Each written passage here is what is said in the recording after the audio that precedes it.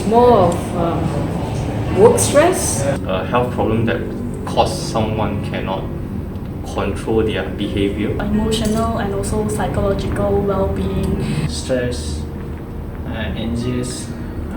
They should be treated with patience. It's like seldom. Yes. The last 2 years. Not often. Sometimes Of course, Sleeping well, especially at night. Headache, yes, at times, but I don't think so. Muscle tension. you could to focus on something that I do. If you're clinic to see a family doctor, You need to exercise, you need to eat healthy. Try to do exercise and all. Bring and take a rest a bit, like. This is what we have kind of figured out in terms of what people think about mental health. We wanted to ask and understand from people what do they think about mental health, and this is what we came out with, the responses. Now we are all striving to be happy, and I now proceed to be happier each day. We are stressed, anxious, and depressed about what we couldn't achieve. Thank you all for joining us to talk about very sensitive topic of mental health. I'll take a few minutes to introduce who FITCI is, what we plan to do, who we are, who are the people behind it, and what is our ethos behind creating FITCI. So we are a health tech company which is focused on well-being of employees. We would like to work in the whole region of Southeast Asia, but we're starting our operations from Malaysia. And our solution will be tech-enabled rather than personal counseling-based solutions to start with. This is about why I left my 18 years of banking career to do FITCI. In the year 2017, I had a life-altering experience, personal experience that I felt in while I was working in Bangkok. And that is when I realized that many more individuals or people who are working in corporates, similar to what I am doing, they don't take care of their well-being completely. And there are certain times when they realize that something wrong has happened to their self, to their mental health, to their physical health, which is irreversible in nature, and they can only do curative methods. So what we have decided that we'll take a preventive healthcare approach rather than a curative. We would like to believe that the state can be disease free rather than curing the disease. So we are doing the other half. We would want to do the other half of what the hospitals are doing. The hospitals are doing the curative part of it.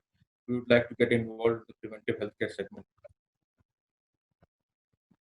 Now, when we talk about preventive healthcare, it is a lot to do with your behavior and what behavior is inculcated in your habits on a daily basis.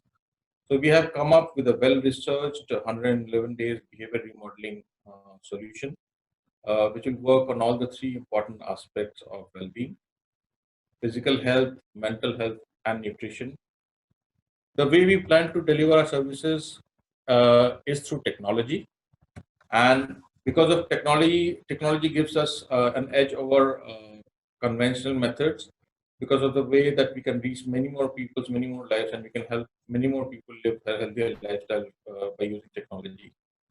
In terms of what technology we'll be using, a lot of people ask these questions. We will be using wearables, IoT, to manage your progress, to assess your journey.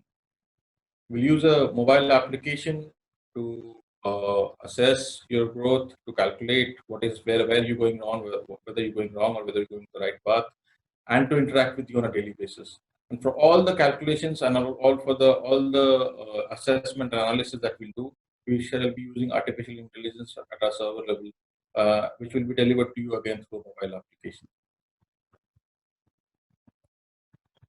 Some of the unique value proposition that we think we have vis-a-vis other players, because whenever we go and talk to our clients, would-be clients, when we are presenting, they ask us similar questions like, we've been having coaches coming to our office, we have been having diet experts coming to our office, we've been having talks about mental health. So how are you guys different? So these are some of the salient points, how we differentiate ourselves. Our platform is going to be a 24/7 platform, which is technologically driven. We focus on basic ethos of an organization, that of team building and motivation. And data analytics is a big part of our solution, which is going to be a differentiating tool for us. While we are gearing up to launch our services in the January of 2021, we would be reaching out to many of our viewers, many of our attendees right now, to take them through our solutions and to see where and how we can help their employees create a healthier lifestyle. I would like to thank each one of you who has agreed to be part of the webinar today. And I would like to, although we have made efforts to introduce everybody through social media, I would like this couple of minutes to introduce every one of you. Dr. Alvin is professor and head of Department of Psychology, Sunway University. He wears a lot of hats in the psychology field in Malaysia. He's a well-known face in the field of psychology. Antoinette has been kind enough to be part of the discussion today. She's a senior HRBP with Nesttrade, which is part of Nestle, and she supports Asia, Oceania, and Africa as a region for Nesttrade. We have Aparna, who's a CEO of Tura Jamelo. It's a social enterprise supporting women in Indonesia. Prior to this, Aparna has played many roles in the regional capacity with notable companies like DHL and Lazada. As part of the panel, Marisha is the youngest member we have. She's just passed out of a college.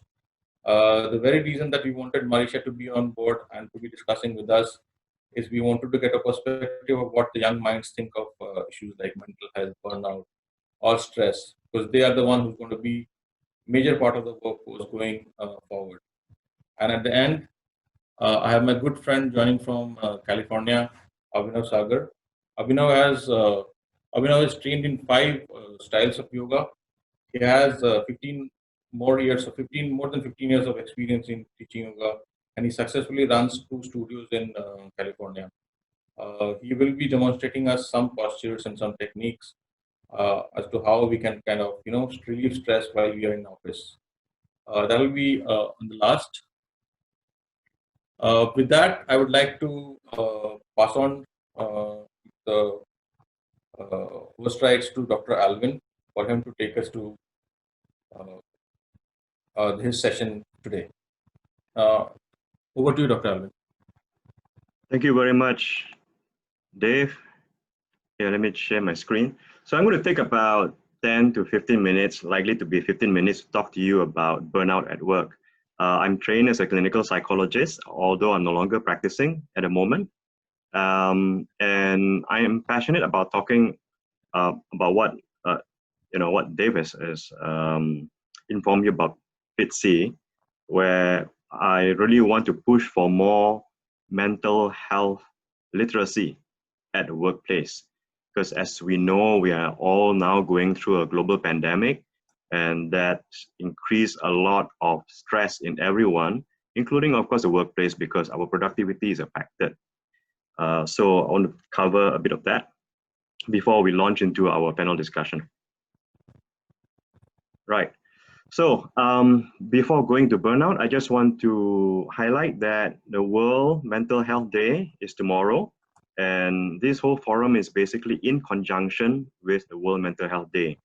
I would want to bring to your attention that in 2017, the theme of Mental Health Day was mental health in the workplace.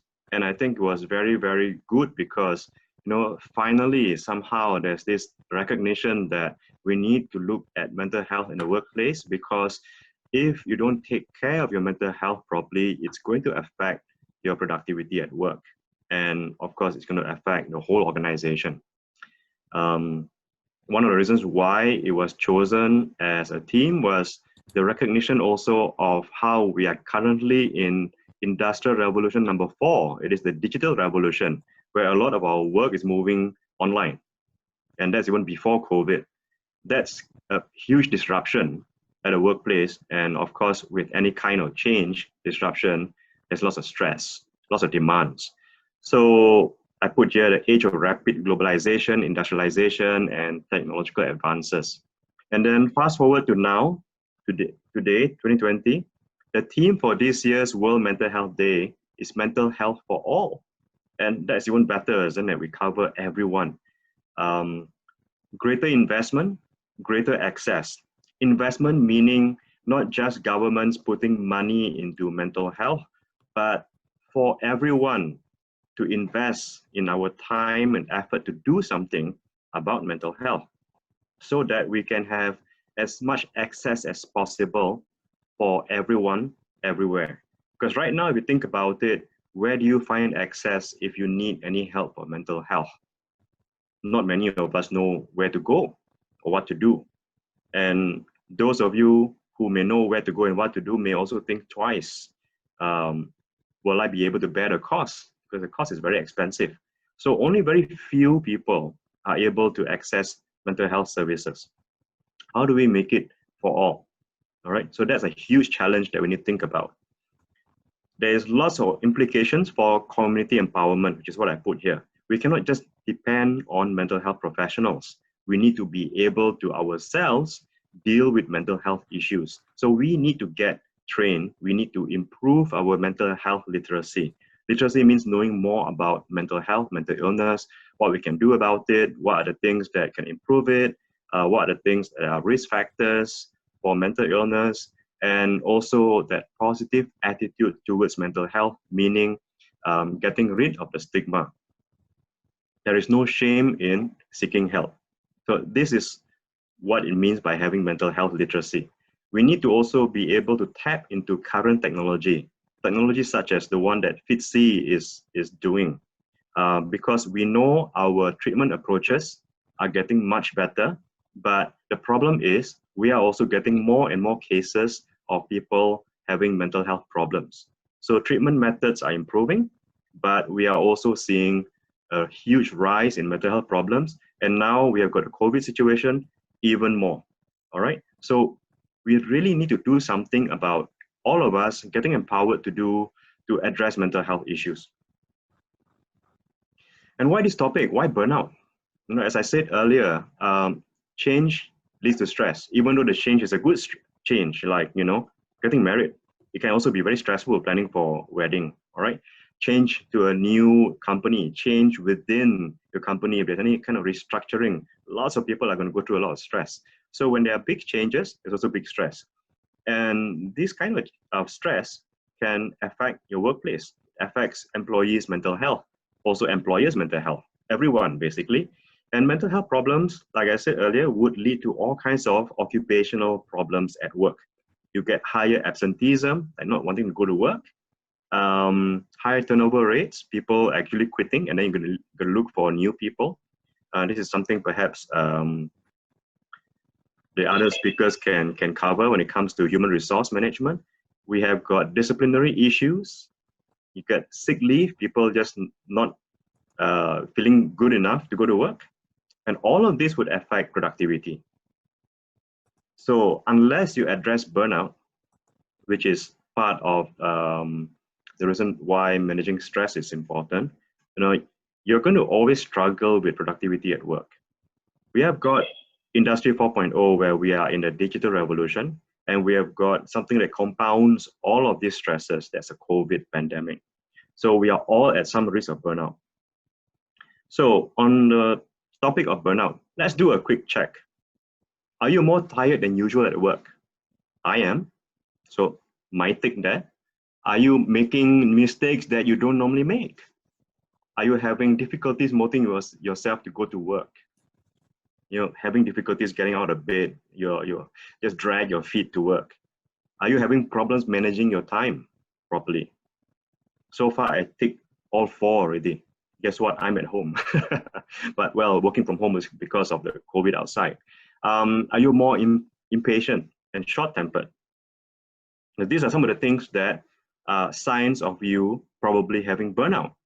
You know, going down the list, are you isolating yourself? Are you avoiding colleagues and, you know, appearing that you're easily distracted? Are you procrastinating more at work? You know, just pushing your task to later and then having all kinds of overdue tasks that you have to get done. And then you feel really stressed out trying to get many things done. You don't sleep enough, all right? Do you feel that you are rushed because you got all these overdue tasks to do? And then that rush makes you feel all over the place, chaotic. You are somehow, you end up taking more work than usual because you have difficulties even managing time and knowing what you can do or cannot do. And at the end of the day, you just feel fed up. You just don't want to do anything anymore. These are signs of burnout. You start getting very cynical at work, very negative attitude towards your work, your colleagues, your bosses, all right? So burnout, the reason why I'm bringing this up also is because it is an actual condition that is recognized by the World Health Organization through their 11th revision of their International Classification of Diseases. It's a manual on diseases.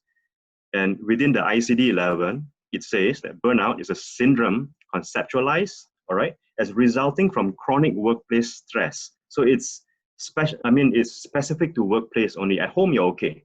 But at work, it triggers up all kinds of stressors that affects your productivity. All right. So workplace stress that has not been successfully managed. The stress can be managed. Stress is okay. If it's managed, is okay, is healthy. But when it's not managed properly, it leads to these 3 points: feelings of energy depletion and exhaustion. Basically, you're tired most of the time, having difficulties focusing. And then you've got this mental distance from your own job. You're just empty. You're just performing without even thinking, right? So like I said earlier, you've got feelings of negativism, cynicism towards the job, and all of that would reduce your efficiency at work. And a quote here from WHO, burnout refers specifically to the phenomena in occupational context, within work context, and should not be applied to describe experiences in other areas of life.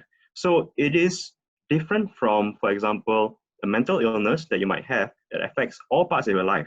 But here, burnout is recognized as something specific to work. Again, I'm just bringing that up because some people would normally ask, what's the difference between this and, for example, depression?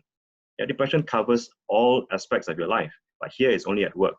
All right. So on the side here, you can see within the box, basically the symptoms again: exhaustion, you've got stress effects. Physically, you get more headaches, migraine, and things like that. Appetite change, you don't feel like eating. Earlier on, you watch the video, some people say they've got sleep problems. Those are some of the symptoms. And then being cynical and numb, you don't feel anything anymore. All right. And of course, all that again reduces your productivity. It reduces the overall productivity of your organization. And that leads to stress, meaning lots of worry, lots of thinking, lots of negative rumination. Not a nice thing to go through, and not something you want your employees to go through, or worse still, your employers to go through. That really brings down the whole organization. Okay. And some of the risk factors, if you look at also the World Health Organization, right, they look into the whole structure at work that can contribute towards burnout. Firstly, you don't have enough good policies to protect your employees. You have poor communication at work, poor management practices, like restructuring the whole organization without telling your staff. That causes a lot of stress, a lot of uncertainty. And you don't allow staff to also contribute to decision making. You don't get their opinions. That can stress a lot of people out. Not much support for staff. Yeah, you have got unreasonable demands. Working hours not flexible, especially in this time of COVID. And staff don't really know their exact roles and what the strategies are for the organization. All can lead to a lot of stress. All right, and all this thing, if it's prolonged, can lead to burnout. And of course, there's also personal stigma against mental health issues. To the point that you watched the earlier video, there are a lot of misunderstandings about what mental health and mental illness are about. So this is where you need to improve your mental health literacy. Because once we are more literate in mental health, we become more empowered, as in we are more likely to know what to do when there is a mental health issue, which affects all of us. No one is immune to mental health issues, not even me, although I'm a clinical psychologist. I'm human, all right? I feel all the kind of feelings that everybody feels. So another check is, do you have difficult emotions, all right? Emotions within you that's stopping you from functioning, basically. Getting on with life. It's affecting your appetite, your sleep. It affects the people around you. And it affects your mood for quite some time, so at least 2 weeks or more, causing you to even think about leaving your job. And worst of all, of course, is you have suicidal thoughts. If you have all of these things, for 2 weeks or more, I would say, seriously get help, because these are pretty serious symptoms. I'm not going to label exactly what diagnosis, because these are symptoms to many kinds of diagnoses within mental illness. And if you don't get help early, it's going to cost you a lot of money, a lot of time, and cause a lot of stress to a lot of people. So this is where you need to start doing something about it. Ask for help, seek help, reach out to trusted colleagues, family members, friends. Start identifying people whom you can go to in case this happens. That can really help save a lot of time in the future. Go find help from medical doctors, all right? Psychiatrists are specialists, medical specialists who can prescribe drugs for mental illness or any other conditions. You don't have to be mentally ill yet, all right, to seek help. Just because you see a psychiatrist doesn't mean you're mentally ill. You just need some form of help by taking medication before you get any more serious. Like sleep problems, you actually see a psychiatrist. Doesn't mean you're mad, you just have stress and you have sleep problems. Psychologist is someone who does assessments to find out more about you so that they can inform the kind of treatment you should go through. Treatment by a psychiatrist, treatment by a counselor, or maybe another psychologist. A counselor is someone who's trained to address emotional problems. So obviously there's some kind of overlap between these three, but these are the three professionals that you go to for help. Among other professionals, these three are the more common ones, three as in the specialist, whereas medical doctor can help you get a referral to a specialist. Organizations within Malaysia, some of you may be outside of Malaysia, but within Malaysia, these are the organizations.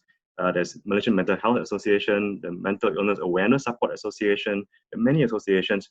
These are the legit ones. And in terms of numbers to call for emergency, it's Talian Kasih, especially now within the COVID time, is 24/7, yeah, 15999. And then there's of course Befrienders, which is now also a free call, 24 hours, this number.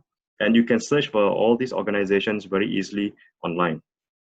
All right, okay, I'll move on because we don't have very much time. We want the panel to go on. Get yourself skilled. Learn how to help others. Learn to manage stress. Teach others how to manage stress. We're going to have a yoga instructor later to show you some moves that can facilitate stress management, how to solve problems, how to continue solving problems towards recovery, to activate your behavior that be as functional as possible, as long as possible, identify helpful resources like what I talked about earlier, and even better, to master all of this, you start training others. It's helpful to learn how to train others because it improves your mastery, your empowerment, and you can then contribute to other people's empowerment.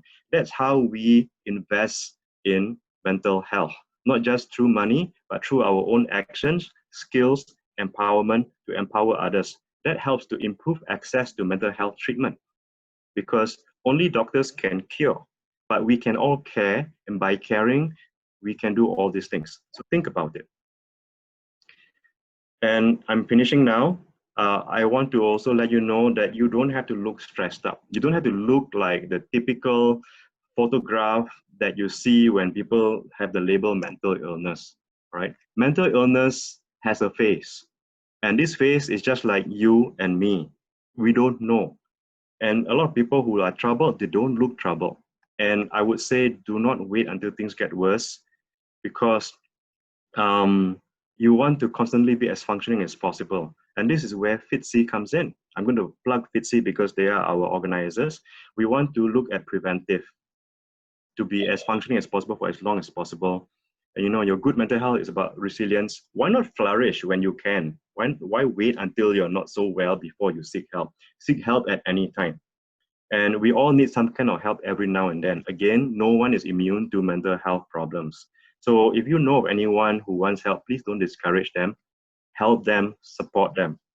All right, really, there's no shame in seeking help. If you feel burnt out, seek help. Tell your boss, tell a colleague whom you trust, and think about what you can do about it. For all you know, there are many others who are burnt out. It's easy to find lots of burnout people. Get together, support each other, and move forward that way because you cannot wait until you get an appointment. Could be a very long time. Okay, so basically get educated, get savvy, get mental health literate. Let's learn together what mental health is about. So thank you very much. I'll stop sharing now so that we can start the panel session.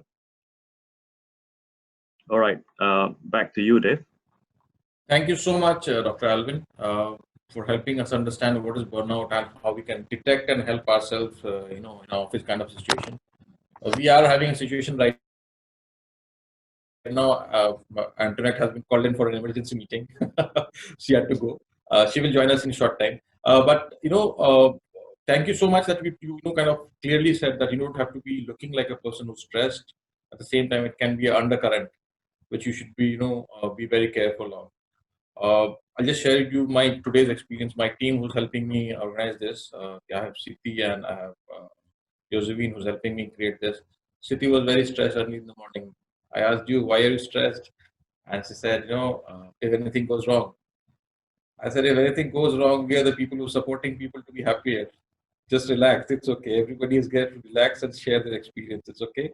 And let's do it. And I agree to the point that you said managers have to support their employees, empower them, give them responsibility as well as authority to take care of their jobs and to do their jobs in a much better way. Thank you so much for this session. I would like to open the house for our panel discussion, which is about the new challenges that we're going to facing about mental health issues coming forward, especially keeping the COVID situation in mind. And who better can answer this question, or who better can throw some light on it than our CEO herself?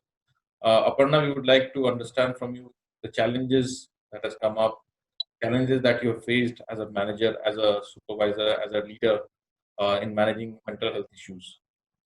Over to you, Aparna. Thanks, Dave. Yes, so actually very interesting topic, and what I would like to highlight is, as Dr. Alvin also mentioned, that the thing about mental health is because it's not an illness that you can see. You can see a broken leg and this, and a hurt hand or whatever, and people are able to understand sick leaves or taking a break due to that. But mental health, which you cannot exactly tangibly see, is really misunderstood, and especially our part of the world, so I have to say Indonesia included, there is a stigma attached to it. So people don't share, right? They might be going through things in their lives and they will not share because it's really looked down upon, and therefore they're going through this whatever journey they are struggling, and often leads to burnout, as mentioned, right, during work. So what I could say is it's been a journey for me too. I consider myself very strong mentally and even, physically active. And I would often not acknowledge that I would be working myself, I wouldn't say to death, I'm still alive, but really, overworking and doing long hours. And then you expect your team to also deliver to that level because, you want everyone to match up to your standards. And then you just realize that actually it doesn't work because it affects the productivity. Like our bodies and minds are the way they are made the way they are. So you can push them to whatever level. There are people who take Red Bulls, etc., to keep themselves active, but it literally can shut down and give you the message that, hey, this is not working, and you get things like brain fog and productivity goes down to dumps. Yeah. So this is what I've seen over my career of years amongst, my colleagues and friends. And then I realized that you do need this balance, right? So when you work, do good work, stay focused. But when you take a break, take a break. And the startup culture honestly has not helped much because the whole thing about, driving yourself to death, and Dave, you run a startup, it, is that it's just very toxic. Because if you're not online all the time, and when I say online is switched on, it's again looked down upon. So for me, having worked with corporates and then startups and now running this business again, it's actually come a full circle. And now I am actually very, very, if I may say, militant about people taking time out. And since COVID came in, I actually took over the reins of this organization right in the middle of COVID, which means I cannot meet my team. So I have never had my team together in a room since I took over. So since March, right? We've never been together. And anyway, we are split in different locations. So then how do you offer that support? And what I have been very, very, I think I would say rigid about is You don't need to be active after a certain time of the day. I mean, switch off. The world is not ending. If you don't reply to that email or my Slack, my business is not shutting down. So it's all right. And if it's urgent, I will give you a call. And also about, switching off during weekends, because I can be active. I can, I run the business so I can be active, but then the team feels the pressure to be active too.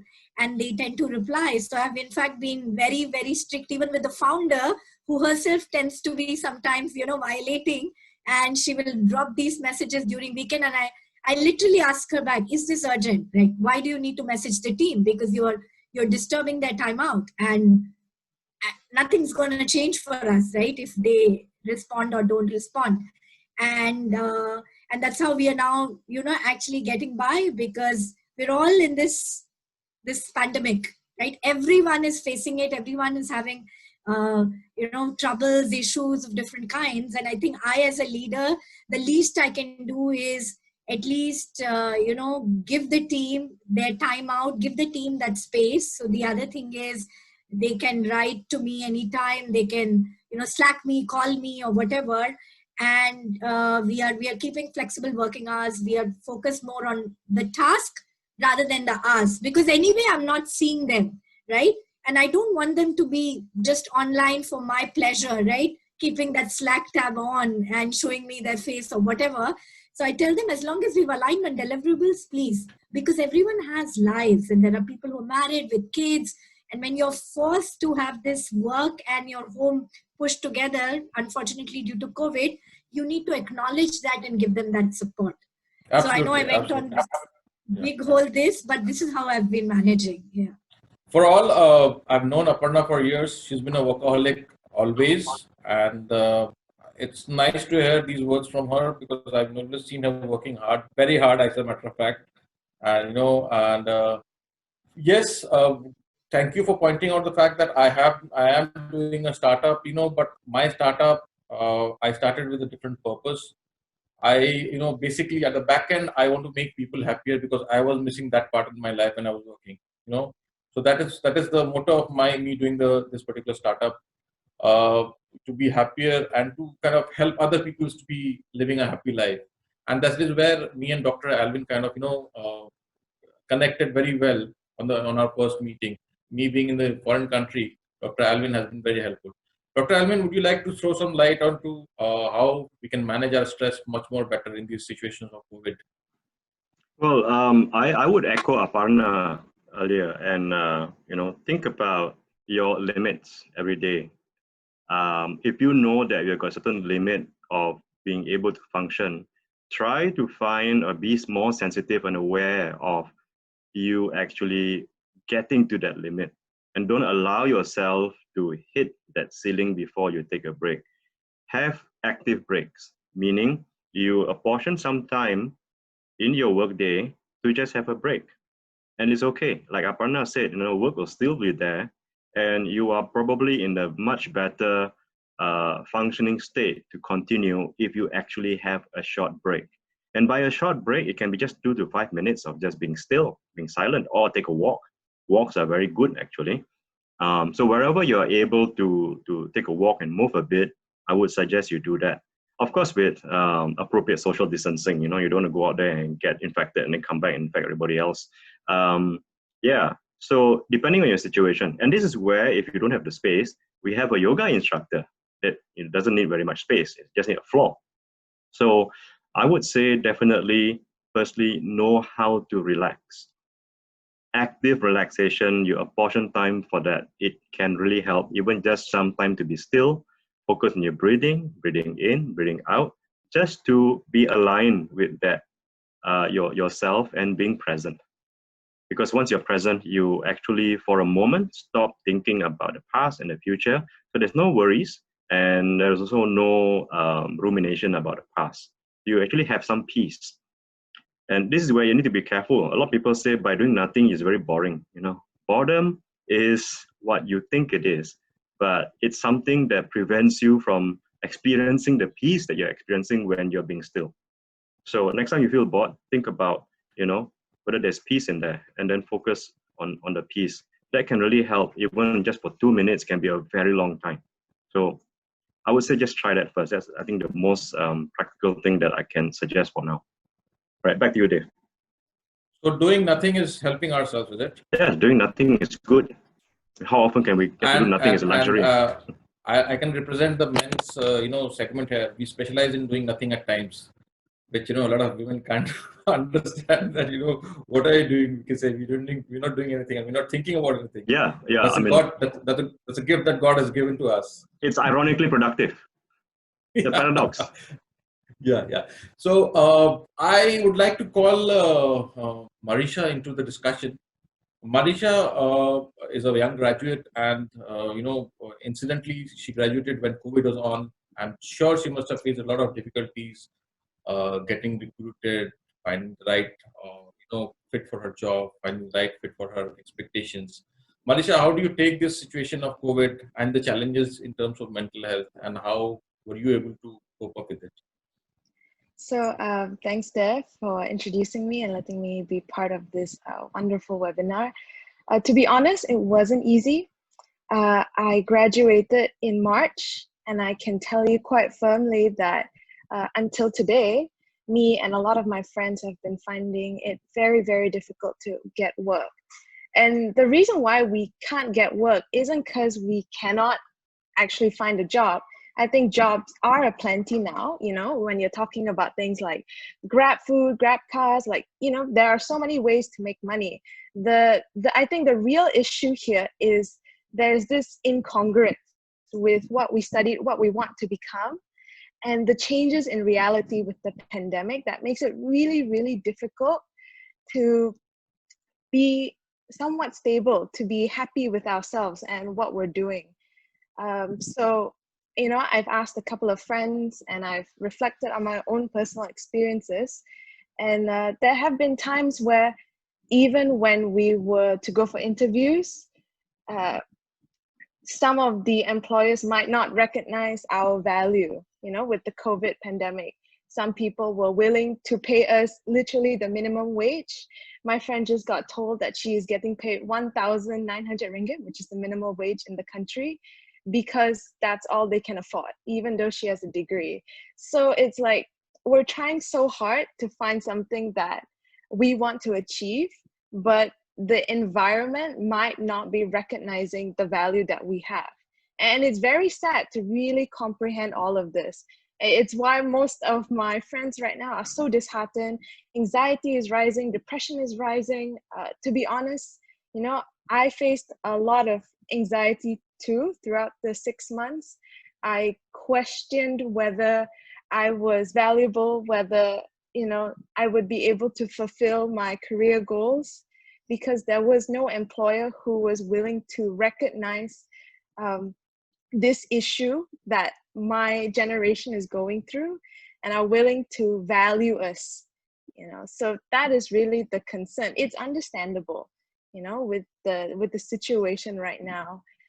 But when it comes to, I think, creating a mentally healthier workspace, as what this webinar is intended for, I think it starts right at the beginning, even at the interview process, even at the whole application process. Young people like me are looking to find a place where we can contribute, but we're also looking for a safe space that we can grow and that we can contribute to the company. And I think what Dr. Alvin said about how there may not be a lot of companies that recognize this, that see this, and that's why we feel this gap. And the COVID-19 pandemic just makes it even more apparent. Yeah. Very valid points that you made. I remember our times, 2008, the global economic crisis happened, and we were just fresh out of college. I've been a banker for 18 years, and everything started looking down for us. And thankfully, thankfully, I'll say that you guys are just starting, and we had started on our journey of working with some corporates and some companies, and this uncertainty, this period of uncertainty is really, really stressful for everybody, especially if you have families and you have responsibilities on your head.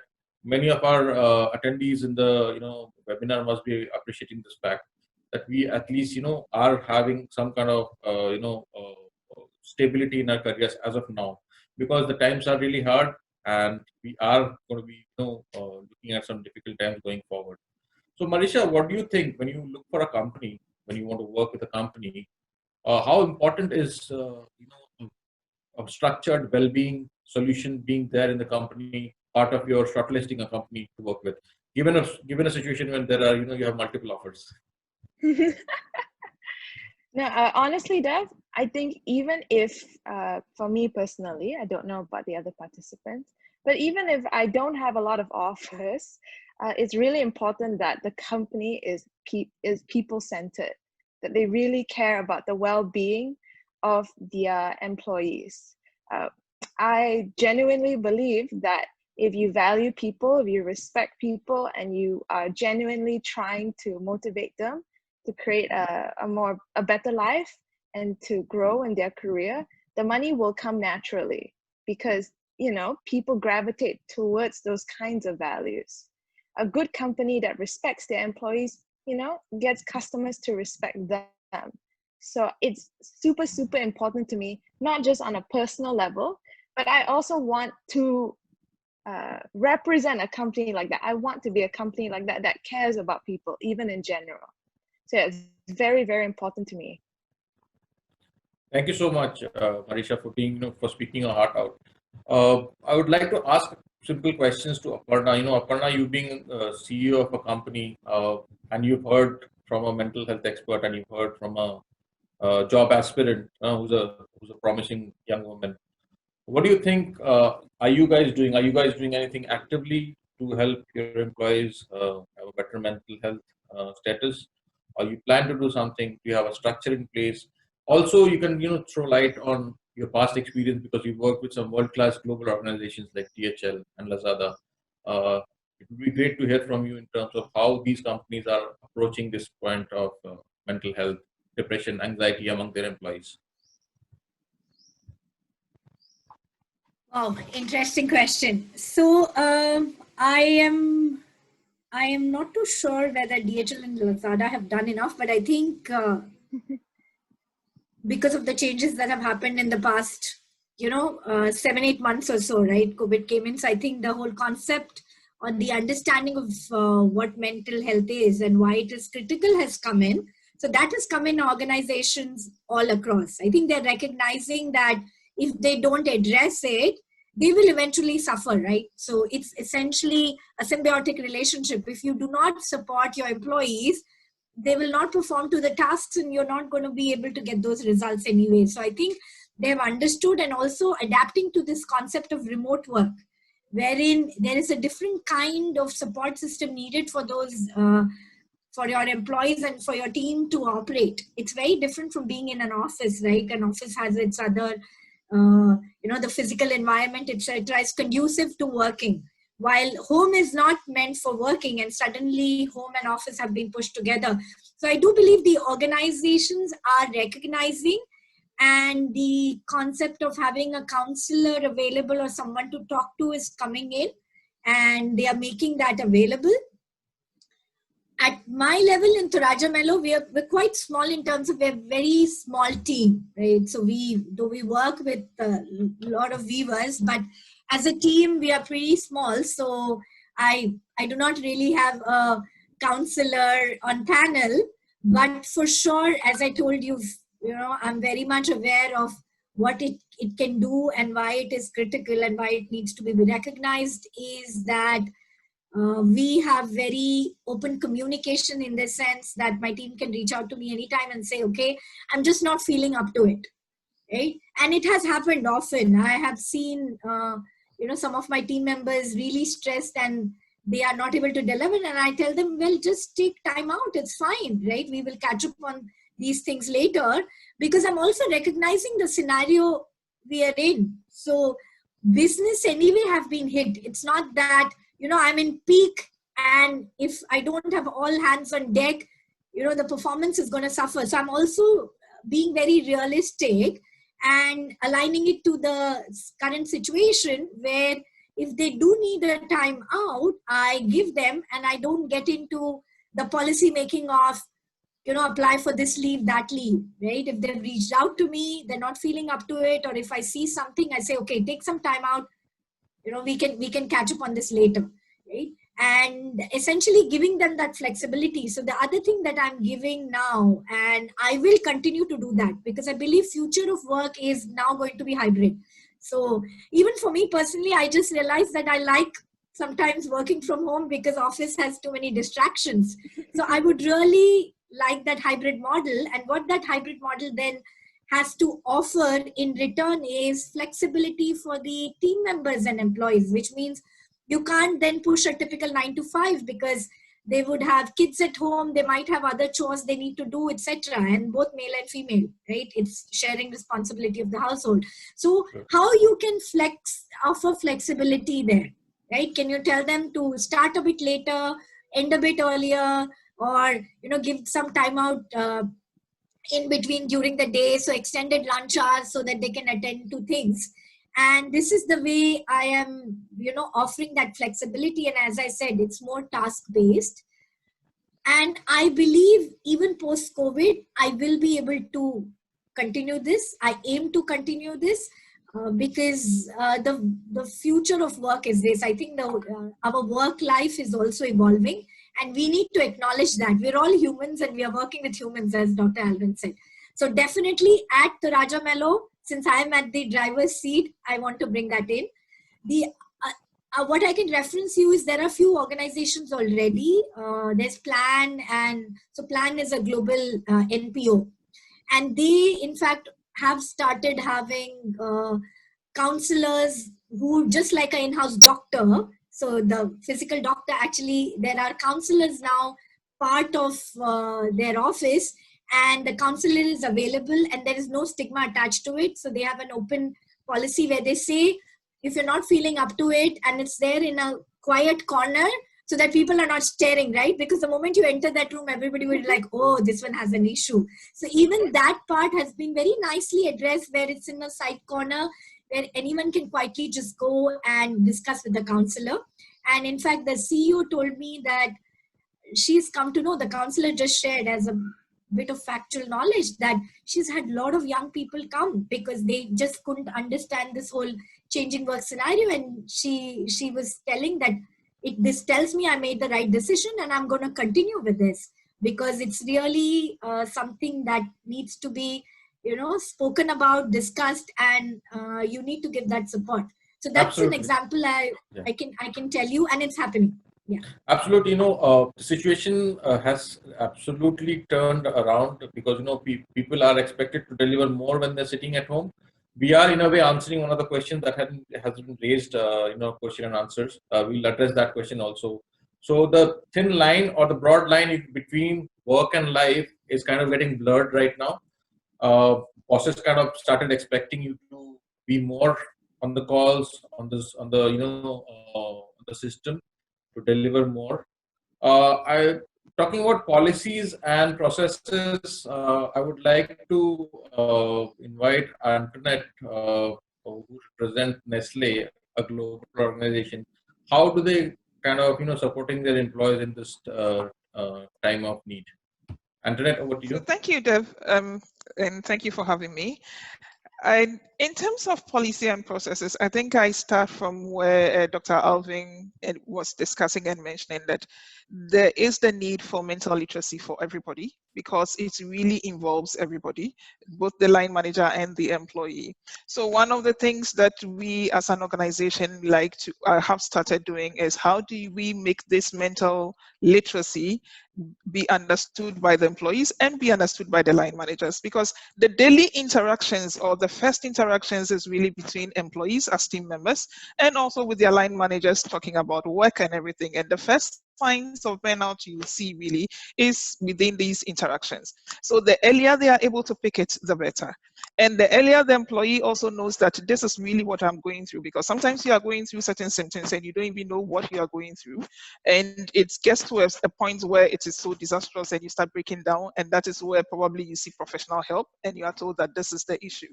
So the point is, how do I notice the early signals? so that I can discuss in the appropriate forum, so that I can seek early help, so I can manage myself better.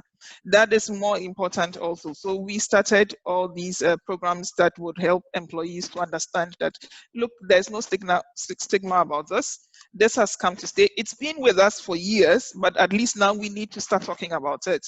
Maybe previously when you are talking about it, you are probably seen as you are not strong enough, or you are the weak link in the team, or you cannot manage extra workload. I remember out of school, most of the things you see on people's CV is I'm able to manage stress very well. And it seemed to be a cliche that everybody will write on the CV. But now, yes, managing stress very well is no longer a cliche. Having stress, like we all have stress any day, anytime, on anything. So having stress is not the problem. Managing the stress is the problem. So the ability to talk about these issues and realize the early signals for us is very key, and it comes with the mental literacy. It also comes because you need a leader that is matured enough and has the right level of emotional intelligence to know that when an employee is talking about these things, it is a genuine concern that you have to also deal with. So you don't just say that you are probably complaining, or the employee is just a crybaby and so he wants to, or some line managers to say, just get the work done, I need the results. It's not about that anymore. To get the results done, you need a healthy employee, and you need a healthy employee in mind and in body to be able to really get that results that you want. If the employee is burnt out, the implications are far bigger for the organization and for you as a line manager, because you are going to lose out on productivity, on experience, to train somebody, to develop somebody, and even to have, because sometimes they go on long-term sick leave, or sometimes they are even there, but they are really not producing anything, which is normally what you call presenteeism. So then the line manager also has to be developed and be matured about this. Beyond the line manager and the employee, we do recognize that, yes, sometimes you need professional help. And that is where we bring in the employee assistance program. So in all the Nestle companies, there is an employee assistance program where the employee can call. It is very confidential. It is anonymous. You don't need, nobody needs to know, not even your HR manager. You call there, you talk to the people, there are counselors available, and you talk to them. The only time we get to know, and most times they even will not tell us the issue, is when they think that this goes beyond just a normal counseling session. This needs a therapeutic session, and so there are some professional therapists we need to put on this, and so can you give us the mandate to give this person an extra help? That is when we get to know about it. Otherwise, we don't get to know about it at all. The only reporting they will do is, okay, we had 4 people from your setup, or we have 20 people or 200 people, but they will not tell you that A went to this to talk about that, or this was a specific issue they were having.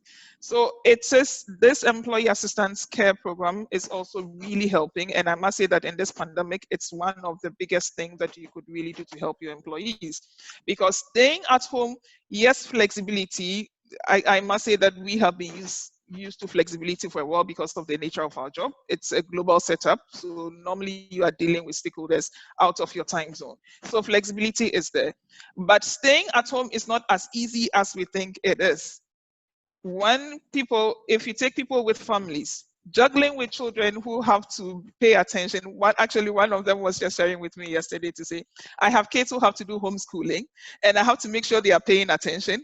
Meanwhile, I have work to do. So juggling in between that is not easy. Trying to find something to keep the kids going, to keep happy so that you can also focus on your job is not that easy. On the other side, the people who are also single are not finding it easy because they are like, how do I sit in the 4 walls of my room just working and doing nothing?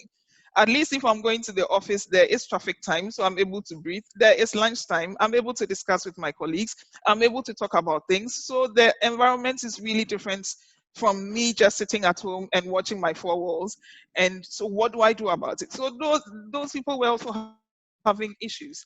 So at the start of the pandemic or at the height of the lockdown, what we really started to do was communicating. We moved our town hall sessions from once a month to once a week. So every week we're touching base, and the smaller teams were touching base. And they even invented what they call the virtual coffee session. So everybody bring your coffee, let's talk about something. And today we decide not to talk about work. We just decide to talk about fun, what is happening, how are you coping, how are you feeling, that kind of thing. Some teams decided we will have lunch, but bring your food, and then we all Zoom in, and we are all eating and we are all chatting, just to make sure that everybody is going. So you need everybody on board, and I do really agree with what Dr. Alvin and Apana were saying. You need everybody on board to make it work. It is not a one thing. The processes will be there, the tools will be there, the policies will be there. The most important link you need is the people, the behaviors towards it, how we can openly discuss it, how we can openly encourage people to say, it's okay, you are not feeling it, it's okay. Just seek the right connection or the right support, it's fine. So the company itself has provided the policy. It has provided the support. It has provided the tools. What we are now doing is let's educate our people to be more and more aware of the situation and to be able to manage it better. Very important points made by Antoinette. I actually absolutely agree to that. I would like to come to the conclusion of the discussion. That we have gathered certain few points. And we all are agreeing on what certain points that we have discussed. We all need to jointly work on the culture, evolving the culture of the organizations, because that is what makes a difference between the view about mental health. Eradicating stigma about mental health is a big challenge for everybody. That is where the education and literacy that we're talking about comes into play. We would want organizations to come together and help each other, share best practices in this regard. I'm sure Dr. Alvin will be able to shed more light because he's trained most of the clinical psychologists who are here in Malaysia as of now. One very important point that came out of our discussion was empowerment of your team members. I will not call them employees, it's your team members, because at the end of the day, an organization is nothing but like a big team working together towards a common goal, and encouraging them to come out with their problems or issues and seek help. Because there's nothing wrong in seeking help. There's nothing wrong in realizing and accepting that something might be wrong with us. That is the first step that we can take towards improving and towards becoming a better person. We can start the question and answer sessions right now. All the attendees can type in their questions. I would like to ask a few questions that have already come up. I would like to keep the names anonymous here. I hope everybody's fine with that. So Dr. Alvin, I believe some people have actually joined a bit later, so I would like to address some questions to you. Can you again, throw some light on how do we, identify the signs of stress and burnout from an employee's perspective? Okay, well, I think the easiest thing to look for would be exhaustion, and then having more negative attitude towards work. You start questioning yourself, why you're here. You're there, but you are mentally empty. Your heart is empty. You're not really doing what you like doing, what you enjoy doing. And yeah, the fatigue, the tiredness just tells you that you have been overworking. You don't sleep well, you don't eat well. You're not the usual person that you usually are. Things that usually you find pleasurable, you no longer find pleasurable. Something is not right there. And that's where you need to take notice of what's going on. In fact, I would like to thank Marisha for bringing up this whole idea of a sense of belonging.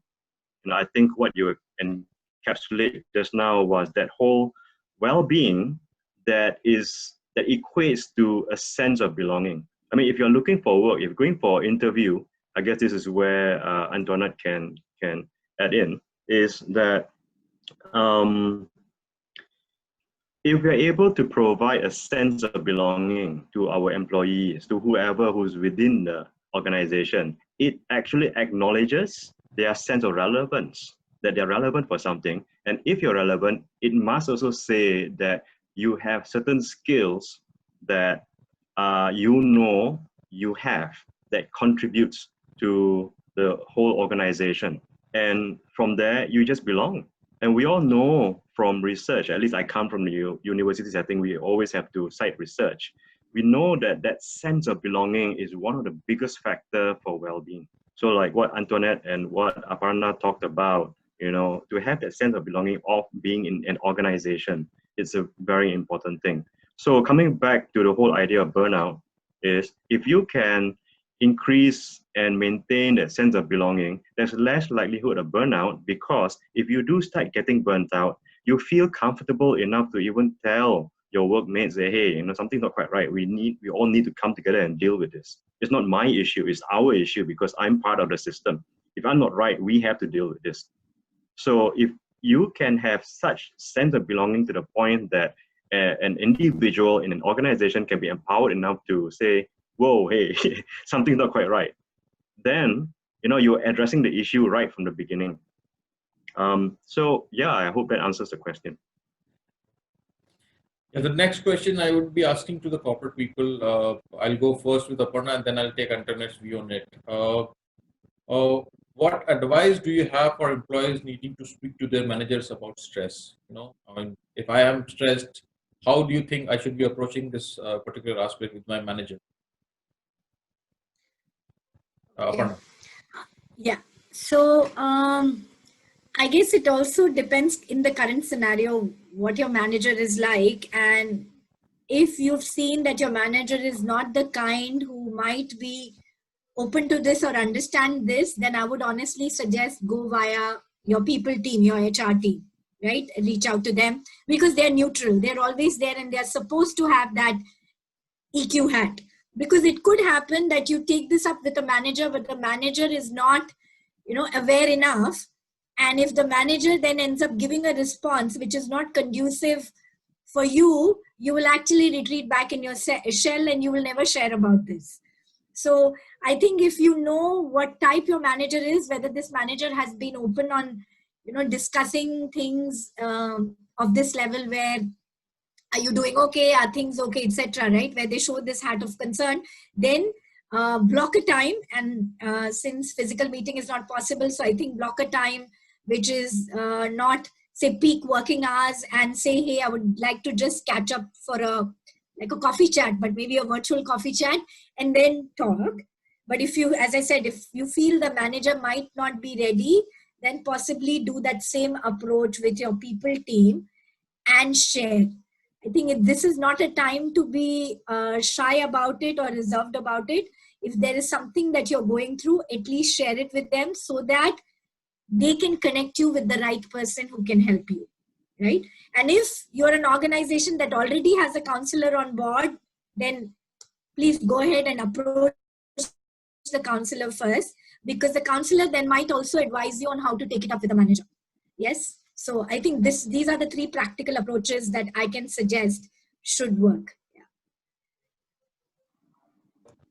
So, Antoinette, what would be your take on this? You know, an employee who's going through mental health issues like stress or burnout, most of the times, you know, the managers might think that, you know, this guy is only shying away from work, rather than actually, you know, he might have some issues, because we are so pushed with our targets all the time. And I'm giving my personal experience that, you know, we tend to ignore these softer issues in life, which are actually contributing to your performance very big time. So what would you think should be an ideal approach for an employee to discuss such matters with their seniors? Yeah. So I think in addition to what Aparna said, what the employee can also do, which is good, is to notice what is triggering the stress. Sometimes you need to look at the workloads that are being tasked to be delivered within a very short possible time. So it's putting much stress on you. Is it that the workload is just too much?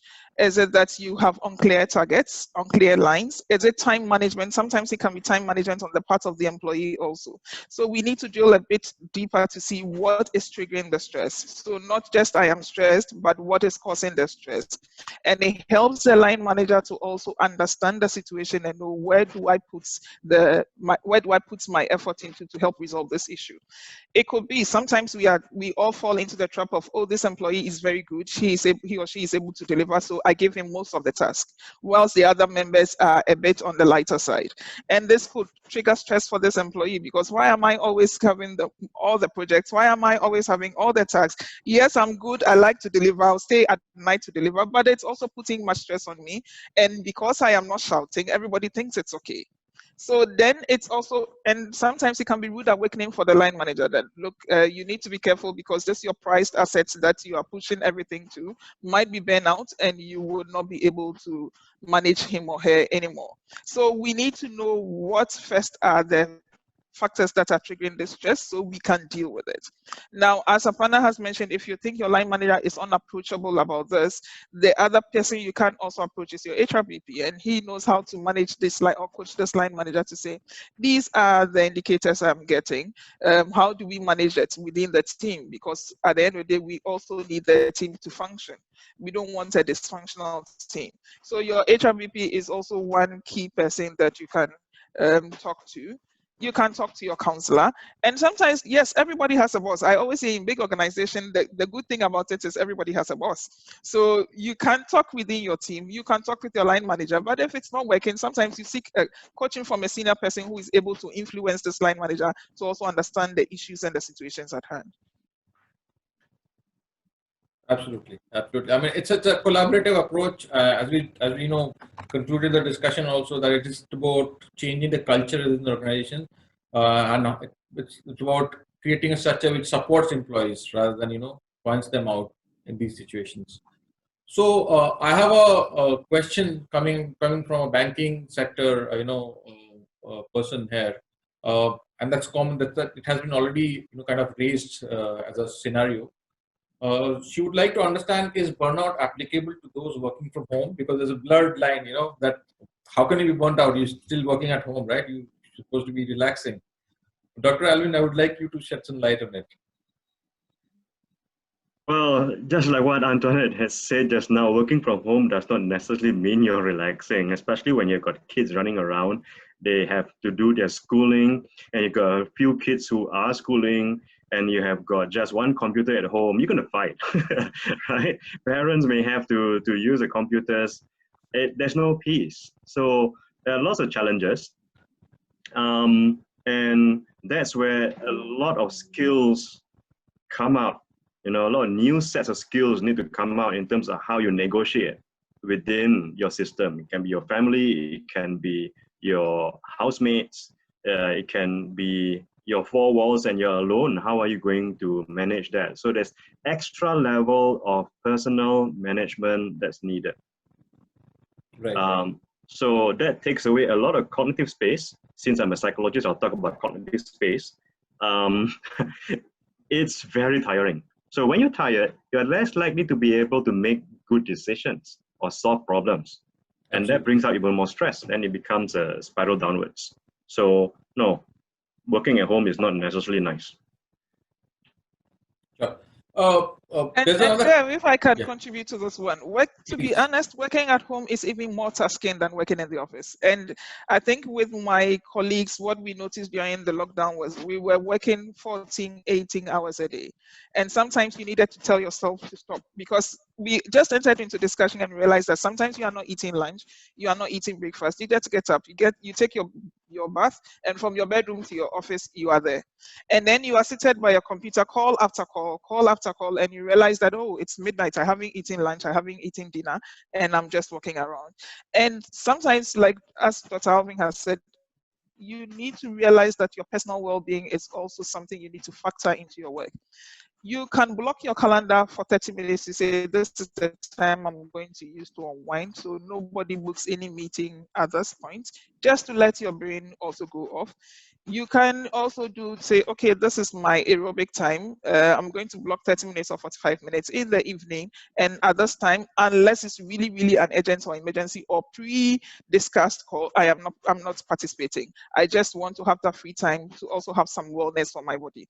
So working at home really, as contrary to what people would think, it's not about sleeping at all. Sometimes it's really working beyond the offices. And as I earlier shared, coming to the office, at least I have 20 minutes of travel time. I can relax in the car and be listening to music and be doing stuff.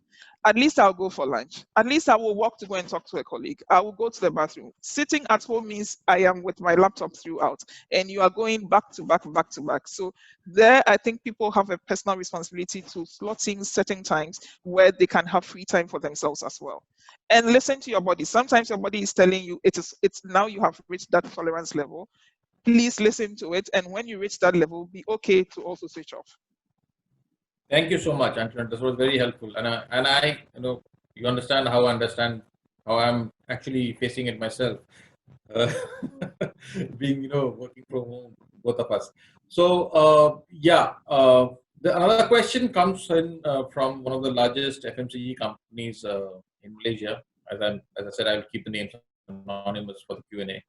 The question is that how best we can implement an EAP. I would like to answer part of the question. I would like Dr. Alvin to answer part of it. My view to this will be, again, change in cultural environment of the company, because EAP is curative. Till the time I'm not ready to go to the doctor, walk into a psychologist's chamber or a counselor's chamber, EAP won't work. So that what happens, uptake of these services becomes very less. So first we have to kind of educate the employees, take them up the curve, make them understand what might be wrong and how can they help themselves tackle these situations, and then probably open the doors to EAPs if it is at all required. EAPs comes up with a cost. A couple of my friends from EAP has also joined the conversations. I hope they don't mind me saying this, but the organizations do have to pay a huge amount for EAP services. At the same time, the uptakes are not so big.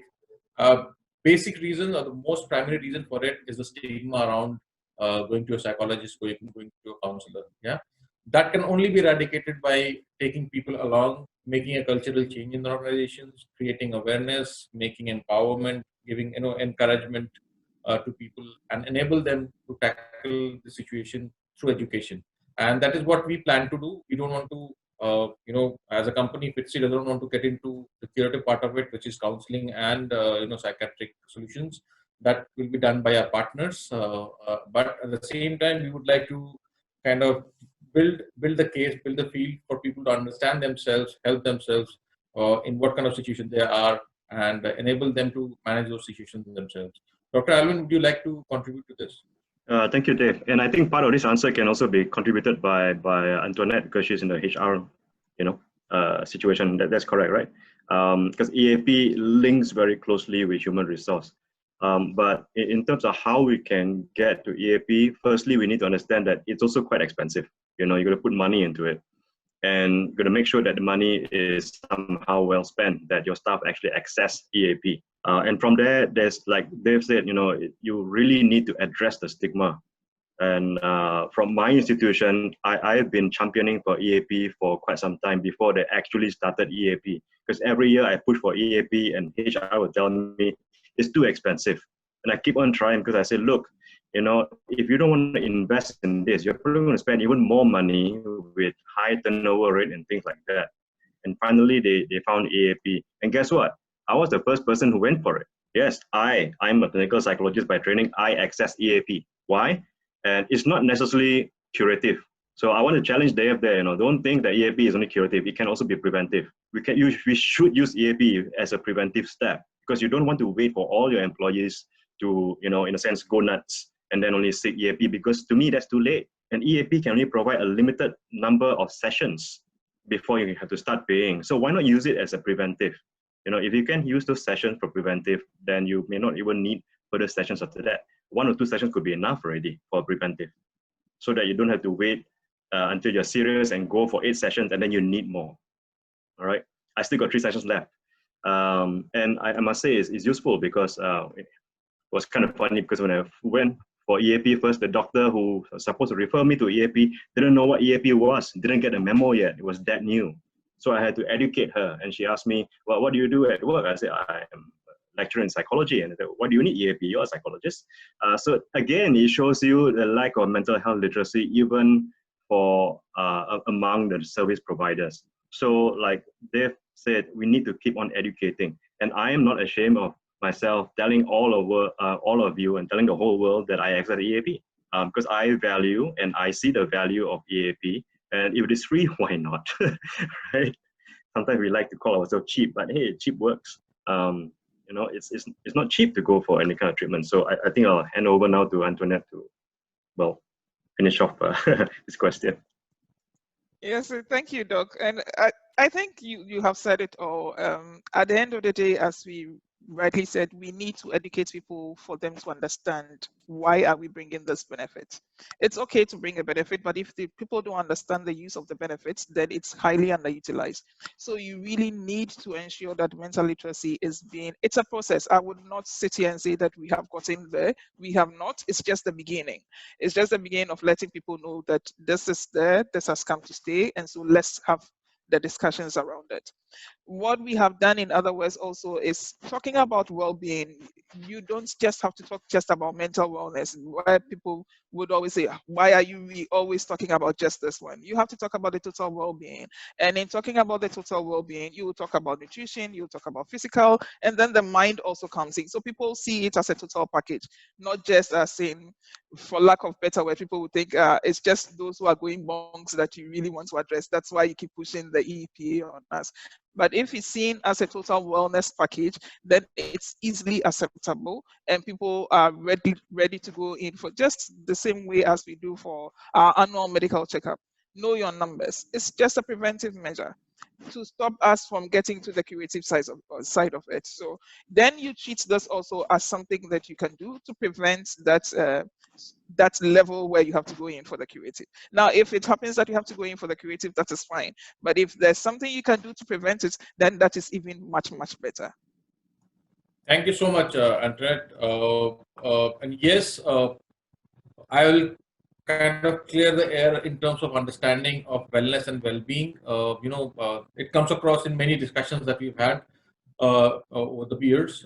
Wellness typically, is about physical wellness, physical activities, physical nutrition. But when we talk about well-being, is the whole three major pillars of well-being are mental health, physical well-being, as well as your nutrition, as Antoinette completely captured.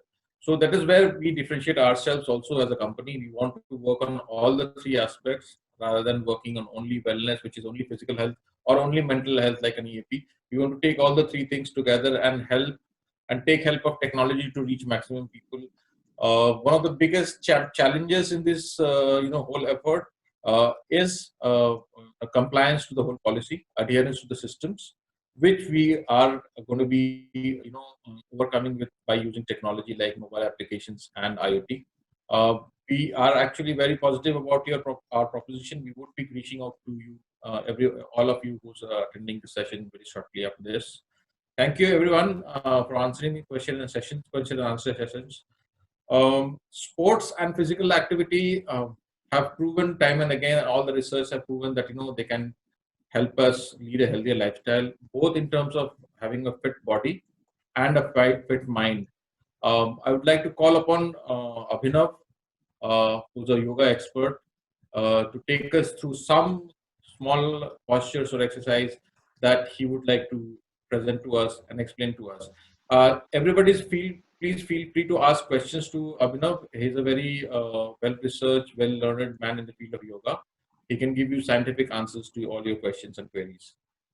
Over to you, Abhinav.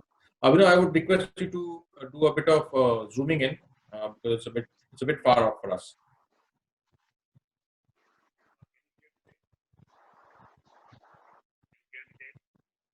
Yeah, and a bit louder, I guess. Can you hear me, Dave? Hello, can you hear me, Dave? We can. Yeah. Is it better now? Yeah, it's absolutely better. Fantastic.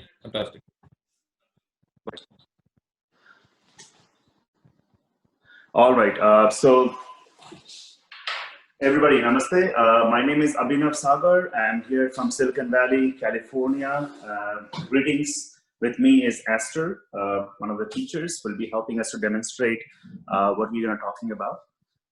Like Dave said, Dr. Alvin, a lot of information about Naparna, Amylase, a lot of information about it. So I'm just going to continue a little bit more and go to the more practical side. And the first thing is mental strength is more powerful than physical strength. We all know that, right? So I'm going to put a light on it and I'm going to explain what exactly and what we are doing today here. Before I go any explanations, two things to understand very clearly. Esther, can you turn? So everybody, you see this area of the body. Can you go? This area, you got Sarah? The below the hair, it will be a neck. This is the area you have to focus. What is there to focus? Focus is the brain, all the nerves, spinal cord. Okay, it's the C1 atlas, which holds the head and all the time cervical. And it's all the communication, all the nerves is going through this channel here. Okay, this gets very tight and constricted. The more, so what has happening is there, whatever you do, mental health, when you improve a mental strength, relaxation, whatever practice, I'm going to tell you a couple of practices to do. You have to focus that this part of your neck has to get a little bit softer and easy. If it is more tight, more tension, without any symptoms or anything, you can just understand that there's a lot of pressure on your head, mind, stress, all the time going on. So try to understand. Also, when you go for massage or you go some physical work, acupuncture, they spend a lot of time on this part. So also, like, if some of your friends and all, you're trying to hang out and all, and somebody comes and says like, hey, can I just massage you on the shoulder, a little bit this area, and you feel amazing right away. So physically talking about, if you just focus and target this area, this part, it's like a lot of help, you can get it right away. So circulation becomes better. This channel, which is constricted, it gets a little bit expanded. There's more nerves, they're not pinching together each other. A lot of neck pains, especially also when you're teaching on computer, you're sitting on a chair, bending forward. This all is happening like tilting forward. So physically, you're gonna see that how much pressure is being built up over here, and that's what is all happening. Sometimes you'll see there's a big bone protruding out, and all the posture becomes from here to here. The whole the chiropractor is on based on postures like being more like this and this. So this area, please focus on this area physically, everybody. Now, so my exercise today, and as Dave told me, I'm gonna focus on chair. Like, I know you can show a lot of posture on the yoga mat and on the floor, and like we do in our studios. But here, they've asked me to focus specifically on the chair, how you can be sitting in the office and go do a couple of postures and getting your health more better, and mental health can come up and stress can go down. So what we can do, a couple of very easy postures I'm going to show with the help of Esther, and you're going to practice in your office, and then we'll go from there. I'm going to talk some postures, one breathing exercise, and not much meditation, but I'll connect the breathing with meditation so you get everything done, and you can do it at your own pace. So over to the demonstrations. Demonstration is very simple. You might have seen these practices. The very important thing is the breath. Okay, I'm going to focus on your breath. If you do the movement with the breath, the benefit becomes 3 times. Okay, so we'll go that. So the first is the neck. Remember what we are focusing? This part of the neck, right? So very simple movement. You take the neck backward. We know this movement all the way. Look at the back. See the full range of the motion of the neck. Okay, and then bring it forward. And chin has to touch the chest. Okay, if you want to do with me also, it's fine, but you can say, inhale, go back. If chin is not touching the chest, what is it? Constriction. What is stress? What is more is already building up. Okay, so this is, but everybody knows this movement, but how it becomes very special? Breathing. What is the breathing? So when you're here, you're starting, inhale, you go back. So inhale, you go back. So not very fast, not very slow. The time you're gonna inhale, you're not getting it back. Now exhale, drop your head down all the way. So by the time you exhale, it will take you like, around 3, 4, 5 seconds to do the movement. Inhale, go back. And exhale, bring it forward. When you do the breathing, what happens, some people whose breath is shorter, they will go like this. And the person who we're gonna relax after 5, 6 times you do it, the practice becomes like, it will change. And from there, you can have always like how your body, and immediately you get a benefit. Immediately your stress level goes down, tension, headache. This cure. Okay, so now next thing is like, or preventing, we can say. This is a front and back with the breath. Please understand. You can do it 5 minutes, whatever time you have, 2 minutes. I would recommend at least 10 to 11 times do it forward, backward. Okay, now the same one, the sidewards. Quickly, you'll see that sidewards. So inhale. Now exhale, go on the side. Chin over the shoulder. Okay. Now inhale, come in the center. Exhale on the left side. Okay, inhale over the shoulder now. If it is not going, means yes. You know what I'm saying? Just check on sides. So understand what happens. What is this? Is something basics. Yes, basics is very important. Why? I'll tell you example. Because when we talk, we don't move the neck. We're looking at this, right? When I have to talk to anybody on the right side, I move the whole body and talk. If I have to talk to somebody left side, I move the whole body and talk. We don't talk like this. Move the neck, you sir, you sir, you sir, and you sir. We never move the whole movement because neck has become very tight. So again, this is very simple with the breath, amazing. Now in this one, the third one, movement of your head, again to soften this back part, is the rotation. Rotation is first clockwise and then anti-clockwise. Everybody, please watch carefully, bring your chin down. Now inhale clockwise, front to back. Front to back. Yes, go backward. And now exhale back to front. Inhale, front to back. And then exhale back to front. Okay, so that's it. Okay, so you got it. So if you get comfortable, then go for the third part, is like the rotation, like complete circle, like, and then, okay. But that's what I'm saying. If your neck is too tight in the beginning, just do the simple movements to the breath, because you see these things will start little cramping, all these things. But it's a very important part. So this is the neck part, right? Now the next part is the shoulder part. So that's what we're talking about, this part, and this whole nerve and the muscles and the joints are, if I get more time next time, I can explain the whole mechanics of how it works, and we'll be fascinated. So the third one is very simple, the hands on the shoulders and touching each other. Now inhale, you lift your elbows up all the way up, Alvin, all the way up. And exhale down. Yes, yes, doctor is smiling, that is good news. Okay, inhale, go up. Yes, you can do it, you can try it, and very good. And exhale down. Make sure you're touching your elbows and going up. Elbows will open up. If elbows are opening up, stress up. If elbows are still together, stress down. Okay, interesting, right? Okay, and the same thing you can do the reverse way. Do the reverse way. Inhale, go back, and then exhale, touching the elbows. Ah, very good, Aparna. Yes, touch the elbows, bring it together, and you will see whole rib cage opening up. Okay, whole rib cage opening up. How many bones in the rib cage? We know that, right? 12 and 12, 24, and the 2 floating rib cage, right? Movements and all. So that's will not go. So this is arm stuff. Good. So 5 minutes. So I guarantee you, if you do this neck thing and the shoulder thing, if you get this pain here or any kind of issues here, Sagar Hot Yoga, California, write an email to me. It will never work. Okay, that's what I'm saying. So please understand, that's very important movements. Now this is 2 movements. Now the third thing of what I said was, the nerves are going down where? In the spinal cord, right? So we have to do something for the spinal cord. So forward bending, I'm not gonna show because we are doing forward bending morning to night. Every day we forward bend, chair sitting, car driving, breakfast table, computer, everything, forward bending. You go to the toilet, forward bending. We never do what?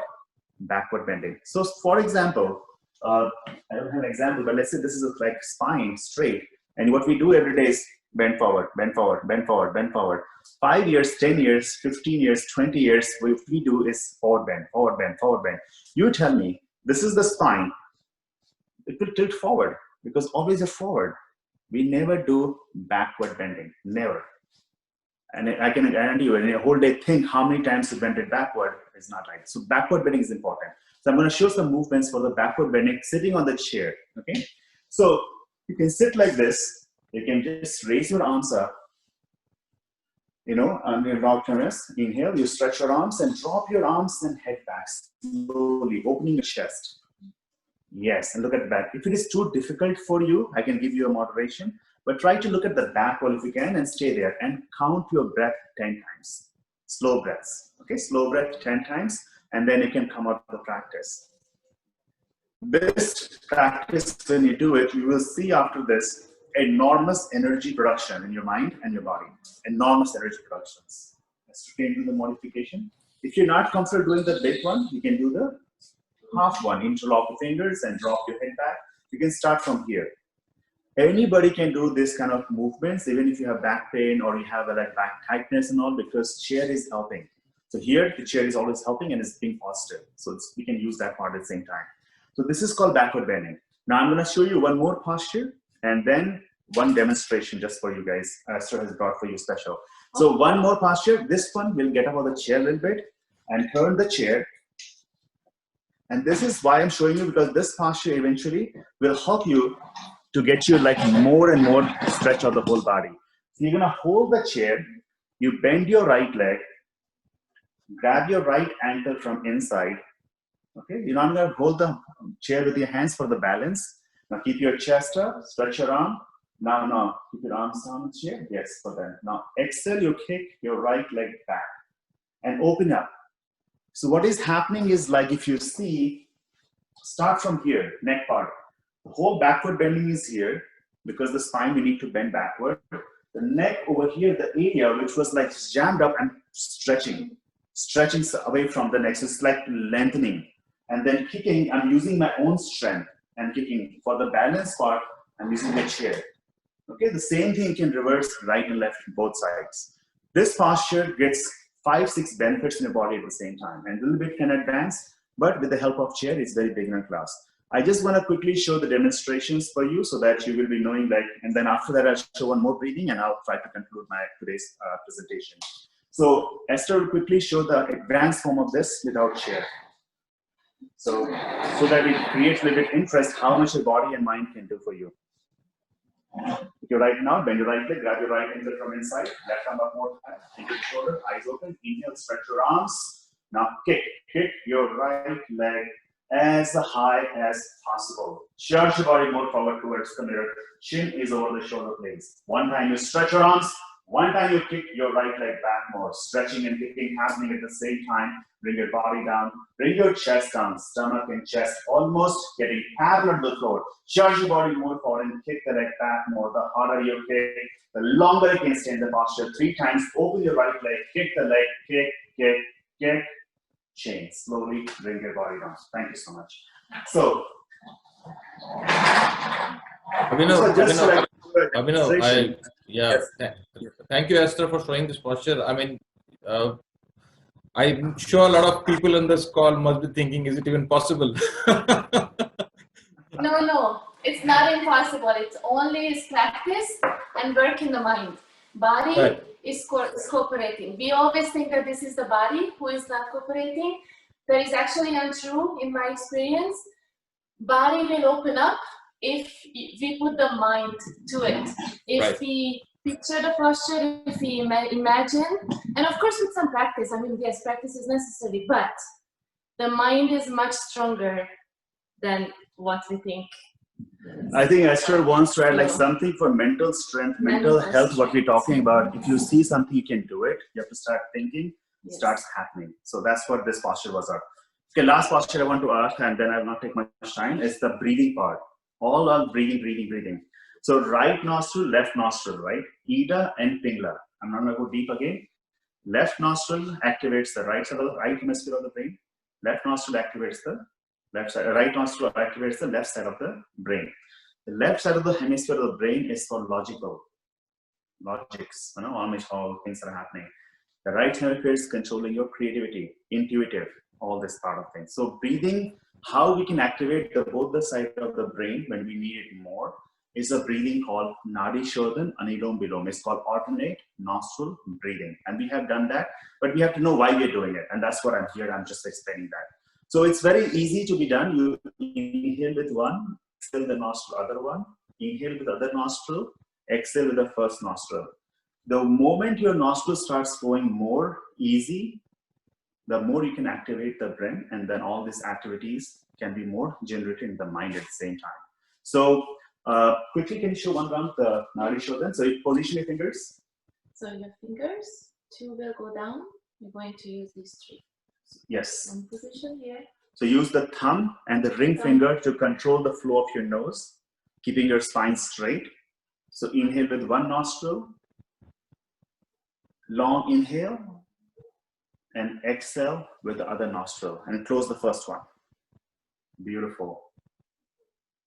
And the inhale with the other nostril. Exhale with that one. Beautiful. This breath will become long and deep when you practice 10, 11 rounds. You will see the first round, the timing, and the 11th round timing is long. We always say long, deep breathing exercise, but long, deep breath means this is what we're talking about. Not like 1 or 2 seconds of breathing, but long breathing. So this many practice, you do it. Again, I'll repeat one more time if you have any questions to ask. This area we have to take care in the back. Neck has 3 movements, front and back, side, and rotation. Shoulder has 1 movement, and then we have to go to spine. For spine, we can do some backward bendings. If you can get out of the chair, it's great. Every 2 hours, 2.5 hours, we should get out of the chair. And just for 1-2 minutes, walk around or just stand, do some back bending on the wall. It's very easy to like activate your spine cord. I can also like what is the spinal inhibitions and all, I can talk later. But this is very important that this you follow. And with the breath, let's say you're going for an interview or you have some presentation, your heart is going and stress is going. You do this alternate nostril breathing 10 times, your breath and heart, everything is very calm down. And you can be much more your performance better. I hope with this, not take much time, and I just feel you can practice and help. If you have any questions, write to us, sagarhotyoga.com. All the informations are there, or you can contact Dave and let us know any questions or how we can help you better all the time. Namaste. Thank you so much, Esther and Abhinav. We already have a question. It's more to do with the kind of exercises, you know. The person asking this question wants to understand what is the difference between yoga and the modern exercises like HIIT or aerobics. So, okay, so let's say modern exercise, there are a lot of Pilates and all. I mean, we understand Pilates are there, then strength training is there, HIIT training is there, high intensity interval training is there, a lot of things are there. So what is difference basically is of the breath or concentration or connection. For example, like when I go on treadmill, I'm running, physically I'm running.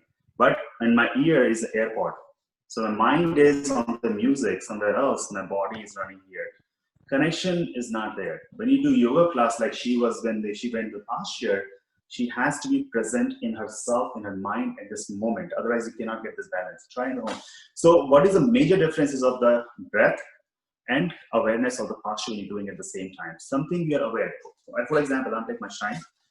We have right hand, we have left hand, right? When we go for lunch, dinner, Italian, French, Indian, whatever you eat, we never say the food, hey, go to the maximum energy in the right hand and go less energy in the left hand. We never say that. But right is more powerful than the left. Because why? Because more aware. You're aware of your right hand, you use all the time. That becomes more powerful. So when you're aware and do something more, that thing becomes more powerful. So that is one of the things yoga is still having a lot, and that's why we're talking today, mental health. Because awareness is in the mind, and if you have awareness, good mental strength, if you have good awareness, and whole body becomes more powerful and all. So backward bending. So Esther, you want to add? Okay. Please. See, my teachers are always have to add. So I hope I answered the question. That's the major difference, I would say. Surely. Thank you so much, Abhinav. We would like to, I would, take this opportunity to introduce my team. Siti, can you come on screen? Siti and Yosavin, who have helped me, kind of organize this whole process. Yes, hi. I'm Siti. I'm from FITCI. I'm the head of dietetics and alliances. So I just want to thank everyone for taking their time out to attend today's webinar. And I hope we've all gathered some insights on what is mental health and how to address it, especially within the workplace and during this pandemic. Actually, after this, I hope that everyone, especially the attendees, can take some time out to fill in a very quick feedback survey so that we can improve and do better in our next session. And I hope you're open to attend the next few sessions as well. Thank you. Thank you so much, Dr. Alvin, Antoinette, Aparna, Marisha, Abhinav. We look forward to having some more sessions within this month because this is Mental Health Awareness Month. We would keep in touch with you. Thank you all who has joined as attendees. Thank you very much for being part of this initiative. I hope we have been able to create some change in the thought process in terms of stigmas that we have about mental health. I would request you to reach out to us if you have any questions of any sorts. We would be more than happy to help. and the whole team that is there will be more than happy to help. Thank you very much. All the Thank you, best. guys. All the best. Thank you. Thank you. Thank you. It was a pleasure. Thank Bye. you. Thank you. Yes, thanks, Dave. Thanks for the bye-bye. Thank you. Bye, Thank you. everyone. Bye. Touch, yeah. Bye-bye. Bye, Parna. Bye, Dr. Alvin. Bye. Bye, Bye. Amina. Bye. Bye, everybody. Bye, take care. Thank you. Great work, everyone.